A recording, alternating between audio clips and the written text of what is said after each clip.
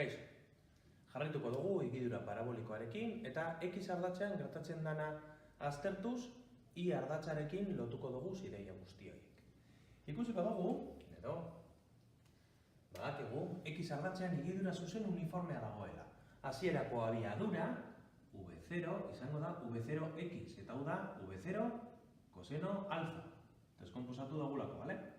Hau izango da v0x edo vx.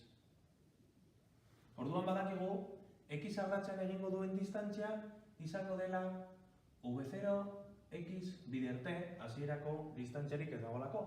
Hortaz badakigu izango dela v0 coseno alfa bider t egingo duen distantzia x ardatzean. Hortaz, edozein momentutan jakin dezakegu x ardatzean non dagoen hasierako abiadura eta hasierako angelua baldin badakigu. Hau erabiliko dugu adibidez jakiteko xmax zein da. Baina xmax zein da jakiteko jakin behar dugu zenbat denbora behar duen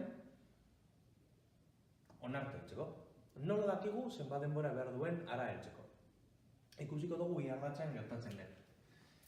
Iardatzean higidura zuzen uniformeki azeleratua dugu eta hasiko gara goruntza doanean azterketa egiten. Orduan, v izango da v0i, i aldatzen daukan abiadura izango da i aldatzen daukan hasierako abiadura ken g bider t. Gravitatearen azelerazioa bere kontra doalako neu zeozer goruntza bota egiten dudanean lur planetak beheruntza erakartzen du. Orduan minus g daukagu, bale? Eta Imax horretan zer gertatzen da?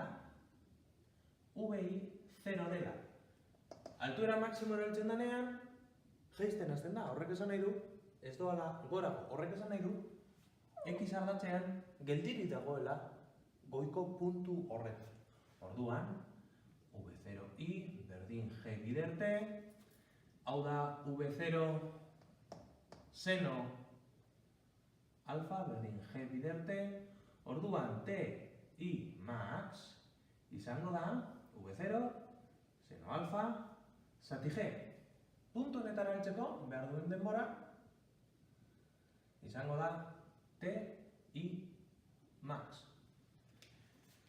Adi, hau erditik tolestu egiten badut eta hona ekartzen badut, simetrikoa da, bai? Orduan, gora heltzeko behar duen denbora eta behera heltzeko behar duen denbora berdina izango da. Hortaz, hegada denbora, zenbat denbora egongo da negan egiten, izango da bi aldiz t i max.